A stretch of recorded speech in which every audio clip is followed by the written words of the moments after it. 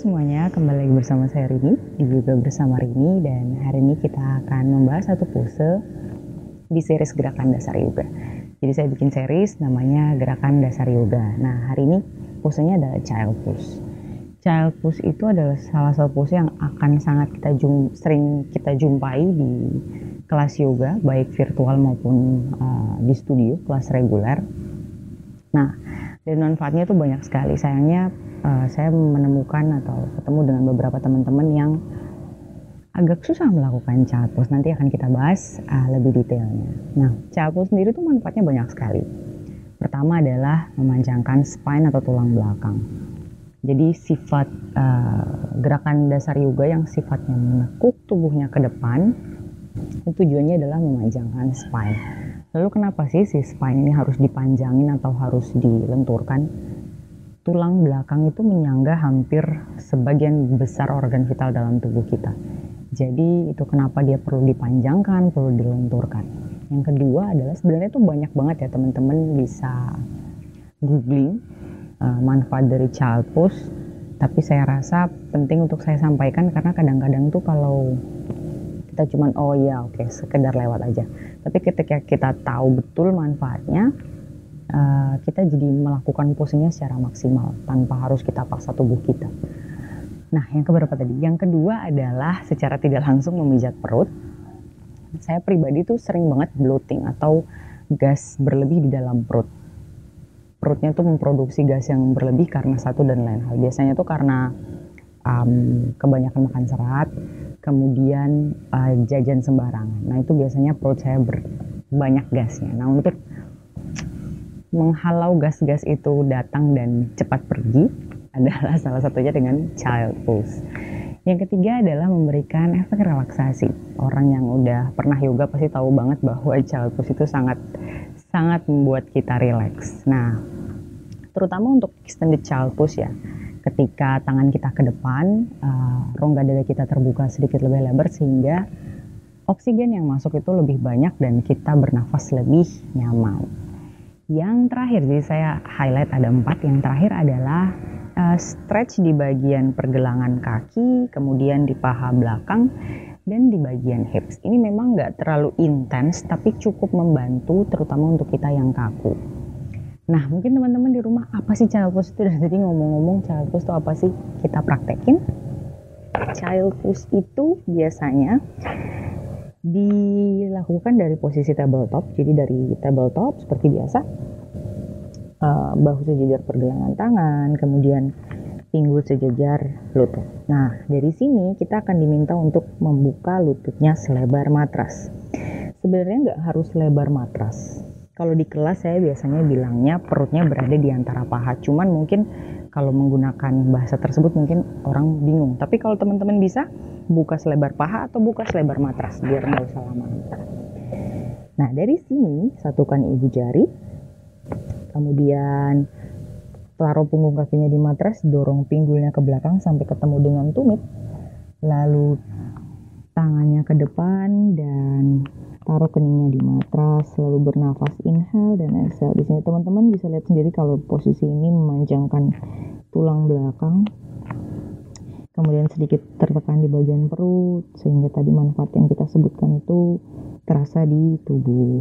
Nah, ini adalah extended child pose atau Utthita Balasana untuk Sanskritnya. Ada 2 child pose. Dulu waktu saya pertama kali yoga saya suka bingung. Nah, ini adalah child pose yang versi lainnya atau Balasana dalam Sanskritnya. Nah, lalu bernafas inhale dan exhale di sini. Nah, sayangnya ada beberapa teman-teman yang sulit melakukan child pose. Mungkin teman-teman di rumah dan saya juga ketemu ya. Rata-rata teman-teman yang yoga bersama saya itu biasanya agak kaku. Nah, yang umum terjadi adalah tidak bisa mendorong pinggulnya ke belakang sampai bertemu dengan tumit. Ketika ini terjadi, kendala ini terjadi, teman-teman dorong aja pinggulnya sampai mentok, sampai maksimal. Kalau sudah maksimal di sini, lalu luruskan tangannya ke depan dan taruh keningnya di matras, lakukan extended child pose. Seiring dengan berjalannya waktu, lama-lama sering di stretch, sering latihan, lama-lama kita bisa melakukannya dengan lebih nyaman. Nah, permasalahan kedua adalah ketika kita tidak bisa mendorong pinggulnya ke belakang adalah berat badan kita tuh sedikit bertumpu di kepala. Yang harus kita lakukan adalah sedikit menyeimbangkannya sehingga nggak terlalu berat.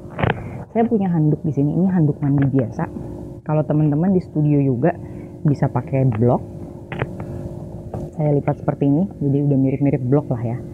Nah, kepalanya taruh di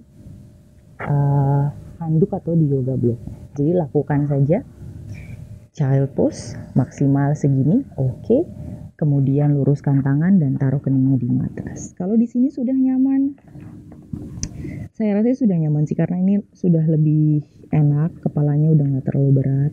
Yang tidak nyaman adalah melakukan child pose yang seperti ini. Saya tidak merekomendasikan karena ini nggak enak di leher dan nggak enak di kepala.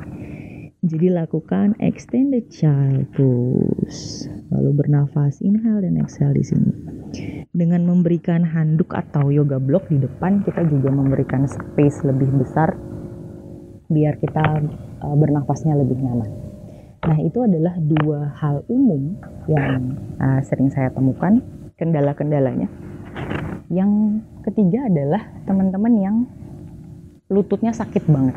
Kalau lututnya sakit banget, handuknya bisa dijadikan untuk alas sehingga lututnya lebih empuk untuk ditaruh di matras. Nah, kalau misalnya sakitnya itu skala 1 sampai 10 misalnya di 3, itu berarti lagi stretch.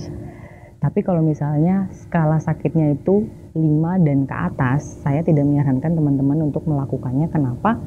Mungkin teman-teman pernah cedera atau mungkin pernah jatuh dan nggak sadar kalau ternyata lututnya tuh sakit banget. Nah, kalau hal ini terjadi, teman-teman konsultasikan dulu kepada mereka yang lebih ahli di bidangnya, yang lebih paham apakah boleh ikut yoga reguler atau enggak. Kemudian kalaupun boleh, gerakan apa saja yang harus dihindari. Saya pokoknya merekomendasikan teman-teman konsultasi dulu. Kenapa? Karena kalau kita akumulasi sakit yang kita tahan itu berulang-ulang dan berakumulasi, itu akan menyebabkan cedera lainnya di kemudian hari. Jadi benar-benar aware, benar-benar paham tubuhnya tuh maunya gimana, enaknya gimana. Nah, yang terakhir itu adalah teman-teman yang lagi hamil. Nah, ini agak lucu sebenarnya. Jadi kalau kita trimester kedua dan ketiga tuh udah pastilah ya nggak bisa melakukan child pose. Nah, tapi ada teman-teman yang suka ngeyel, oh ya udah emang yoga tuh kayak gini gitu. Saya sarankan untuk ketemu guru prenatal yoga karena mereka lebih tahu gerakan-gerakan apa yang cocok dan mereka memodifikasi sedemikian rupa sehingga lebih nyaman dilakukan untuk ibu yang lagi hamil. Oke, saya pikir itu aja yang mau saya sampaikan. Saya tetap encourage teman-teman untuk ikut kelas yoga reguler di mana teman-teman bisa ketemu langsung dengan gurunya bisa langsung menjelaskan, walaupun ya kadang-kadang kelas online seperti ini cukup membantu untuk mengisi waktu kita di rumah. Terima kasih sudah belajar bersama hari ini, semoga bermanfaat. Kalau teman-teman punya komentar, punya pertanyaan, punya ide lain seputar child pose, silahkan tinggalkan pesan di kolom komentar. Jangan lupa subscribe, saya selalu lupa banget ngomong ini. Jangan lupa subscribe dan follow IG. Thank you. Namaste.